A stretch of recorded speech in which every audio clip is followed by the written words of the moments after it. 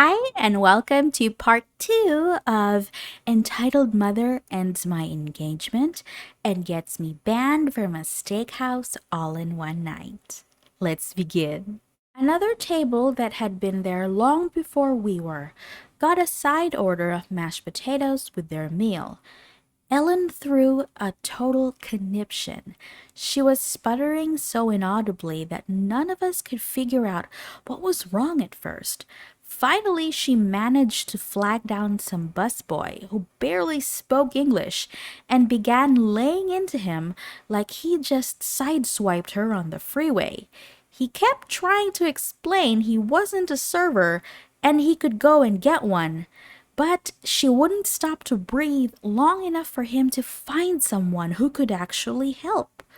All the while, I kept looking at my girlfriend for signs of embarrassment or, at the very least, irritation.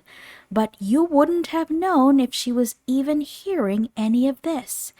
Our waiter came over, somehow still feigning a smile despite knowing what he was walking into. And Ellen actually goes, "Why did that table get mashed potatoes and ours haven't come yet?" The waiter kindly but concisely explained, "Well, ma'am, those people ordered potatoes before your party had placed their order." Ellen looks this man dead in the eye and says, "Well, it doesn't matter when they ordered it. My daughter is the youngest one here. Her food should come out first." You could tell the waiter was working hard to restrain himself at this point. He explained it was a first come, first served policy, and age didn't help one way or the other. He offered to go check on the potatoes.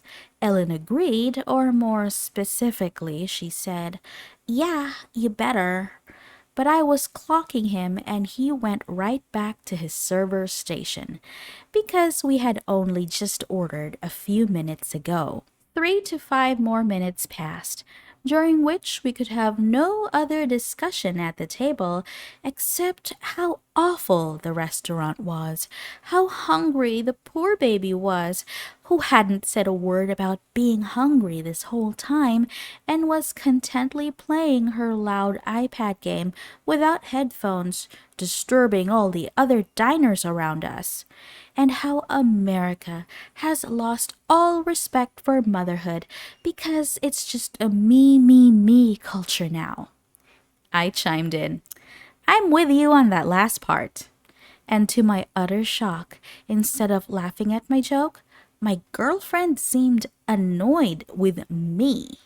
So after a few minutes, the waiter comes back and says the potatoes will be out very soon.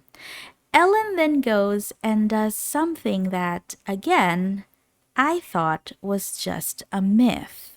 She took 3 singles and a 5 out of her wallet and put them on the table in full view of the waiter.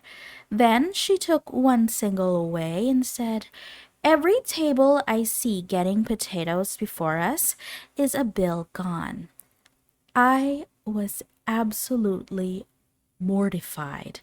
The waiter, to his unending credit, just took a deep breath and said, "I don't have control over the order in which the kitchen fires tickets, but what I can tell you is it should be out any minute," and left without saying anything disparaging. I had been holding my tongue all night as well, in the name of my relationship. But once that tip hit the table, that $8 tip for a $100 bill on top of all else, I figured if my girlfriend was half the woman I thought she was, then she wouldn't mind my speaking up at this point. If anything, she'd be supportive, right? So I scooted my chair back a bit and said, "Listen, I know what you're doing with the cash on the table, but that kind of thing makes me really uncomfortable, and it's just not called for. Please put the money away, or we can just continue this some other time." My girlfriend's dad spits back. What? How cheap do you have to be to not believe in tipping service workers? Before I could process whether he was serious or yanking my chain, Ellen shocked me with, No, you know what? You're right. This isn't necessary. I should have known better than to be relieved.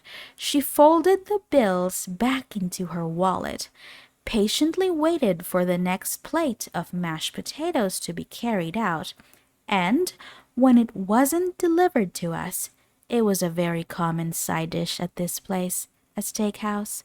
She went right up to a stranger's table and picked it up off their table.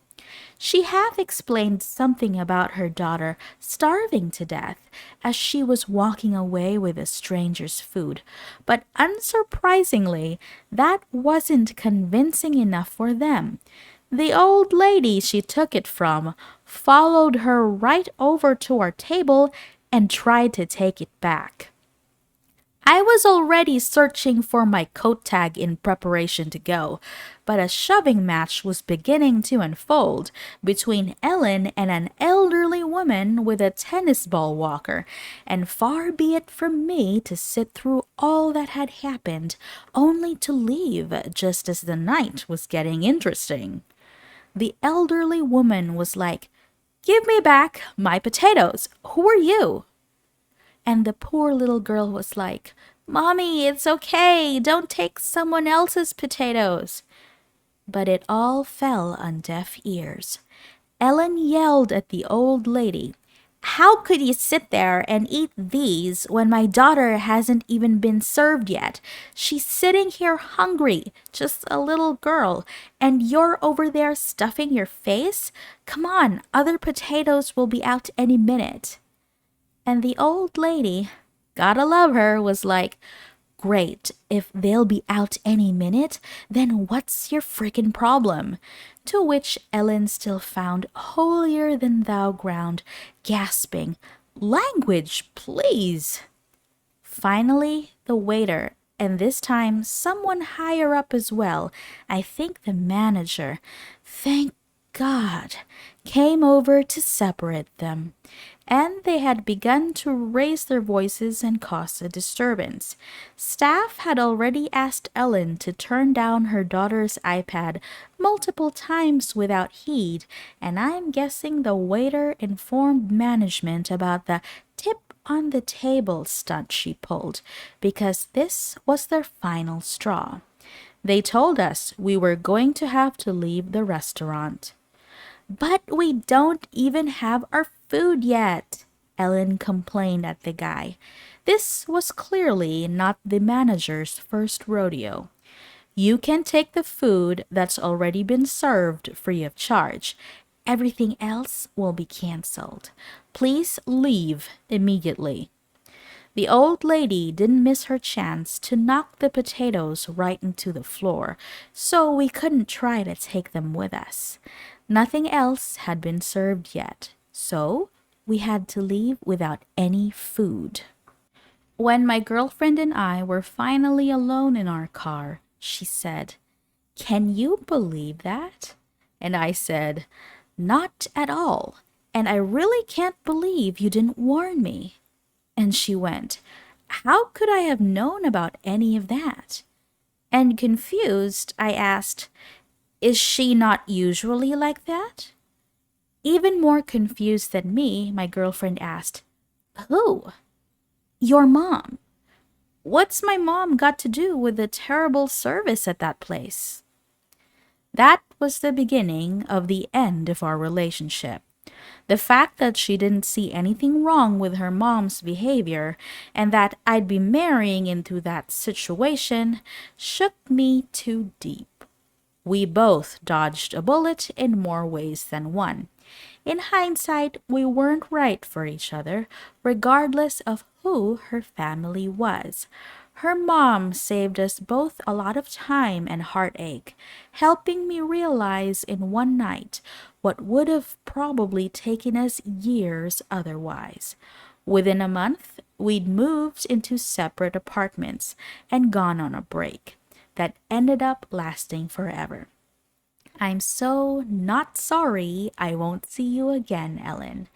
I am sorry any wait staff ever will, though. I am so glad OP did not end up with that daughter and her awful family.